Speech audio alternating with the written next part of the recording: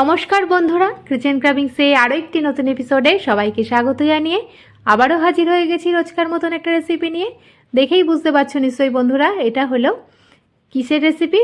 হ্যাঁ, এটা হলো এঁচোড় মেটের রেসিপি। দেখো দেখতে কতটা লোভনীয় হয়েছে আর খেতেও খুব সুন্দর হয়েছিল বন্ধুরা। তোমরা অবশ্যই বাড়িতে একবার ট্রাই করবে আমি যেভাবে বলছি। আশা করছি রেসিপিটি সকলের ভালো লাগবে। ভালো লাগলে লাইক কমেন্ট শেয়ার করার অনুরোধ থাকলো। পাশে থাকা বেল আইকনটি প্রেস করে সঙ্গে থাকবে নেক্সট রেসিপি দেখার জন্য। আর ভিডিওটি স্কিপ না করে পুরোটি দেখার অনুরোধ থাকলো। তাহলে দেখতে থাকো। আমি এর জন্য 800 গ্রাম মতন এঁচোড় ভালো করে কেটে ধুয়ে নিয়েছি। আর নিয়ে নিয়েছি 250 গ্রাম মেটে, আর 3টে আলু, কাঁচা লঙ্কা, আর গ্রেভির জন্য নিয়ে নিচ্ছি একটা টমেটো কুচি,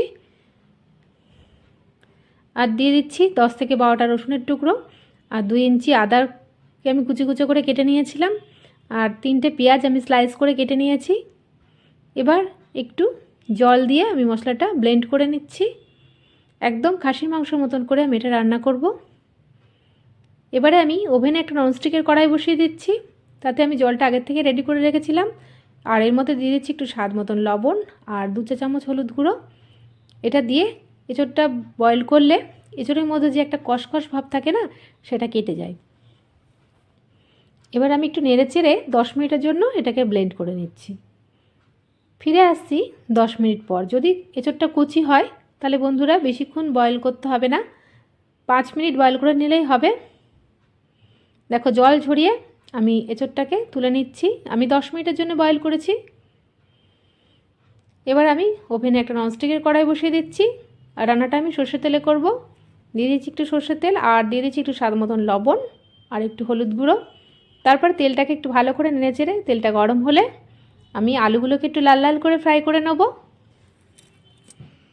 আলুটাকে আমি 2 পিটি লাল লাল করে ফ্রাই করে নিচ্ছি। তোমরা চাইলে শুধু এঁচোড়ও করতে পারো, কিন্তু আলুটা দিলে একটু গ্রেভিটা ভালো হয় আর মাখো মাখো হয়, খেতেও খুব সুন্দর হয়। আলুটা ভাজা হয়ে গেছে, দেখো 2 পিটি লাল লাল করে ভাজা হয়ে গেছে।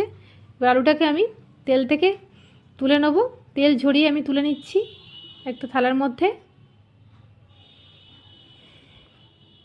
এবার এই তেলের মধ্যে আরেকটু তেল আমি অ্যাড করছি।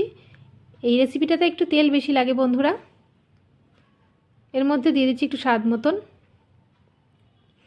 গরম মশলা, আর দিয়ে দিচ্ছি একটু জিরের গুঁড়ো আর একটা লঙ্কা, শুকনো লঙ্কা।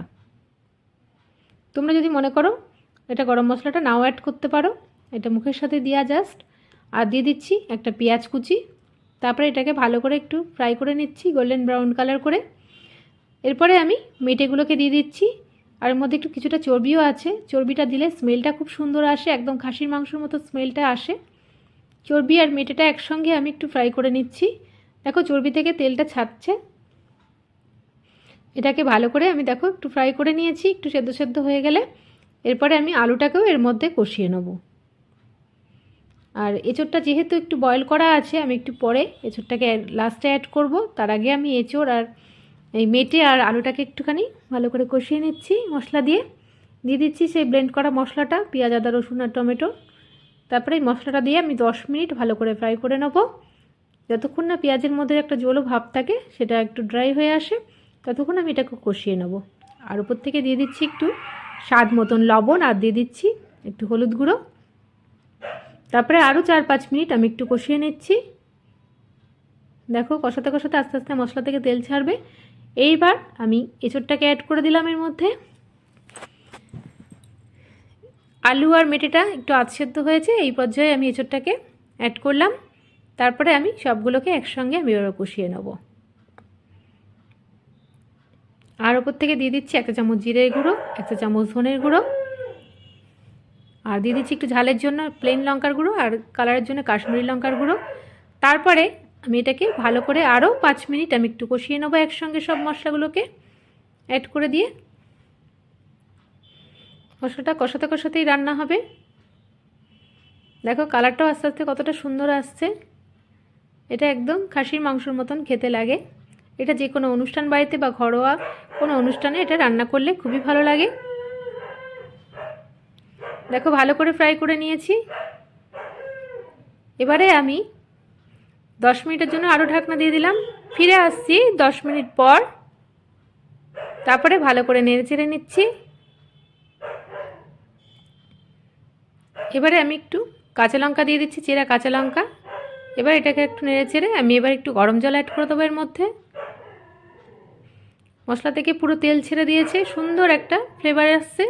এই পর্যায়ে আমি একটু গরম জল অ্যাড করে দিচ্ছি। এটা উষ্ণ গরম জল দিতে হবে অবশ্যই, এটা ঠান্ডা জল দিলে একটু শক্ত শক্ত হয়ে যায়। তারপরে উপর থেকে দিয়ে দিচ্ছি একটু স্বাদ মতন লবণ। তারপরে আরও 7 থেকে 8 মিনিটের জন্য আমি ঢাকনা দিয়ে দিয়েছিলাম। ফিরে আসি 7-8 মিনিট পর। দেখো রান্নাটা আমার ফাইনালি হয়ে গেছে। এবার আমি ভালো করে একটু নেড়ে চেড়ে একটু নুন ঝাল মিষ্টি ব্যালেন্সের জন্য দিয়ে দিচ্ছি একটু চিনি। তারপরে চিনিটাকে মেল্ট করে নিচ্ছি আর দিয়ে দিচ্ছি একটু শাহি গরম মশলা। তারপরে ভালো করে নেড়ে চেড়ে একটু স্ট্যান্ডিং টাইমে রেখে আমি এটা সার্ভ করে নেব। 5 মিনিটের জন্য আমি স্ট্যান্ডিং টাইমে রেখে দিলাম। ফিরে আসছি 5 মিনিট পর। দেখো একদম রান্নাটা কমপ্লিট। এবার আমি একটা বোলের মধ্যে সার্ভ করে নিচ্ছি। এটা গরম গরম ভাত, রুটি, পরোটা, তাছাড়া পোলাও, বিরিয়ানির সাথেও খুবই ভালো লাগে। তোমরা অবশ্যই বাড়িতে একবার ট্রাই করবে। দেখতেই পাচ্ছ কতটা লোভনীয় হয়েছে। আশা করছি রেসিপিটি সকলের ভালো লাগবে। ভালো লাগলে লাইক কমেন্ট শেয়ার করার অনুরোধ থাকলেও পাশে থাকা বেল আইকনটি প্রেস করে সঙ্গে থাকবে নেক্সট রেসিপি দেখার জন্য। আজকের মতন এইটুকুনি, আবার আসবো নতুন নতুন রেসিপি নিয়ে। ভালো থাকবে, সুস্থ থাকবে, ধন্যবাদ।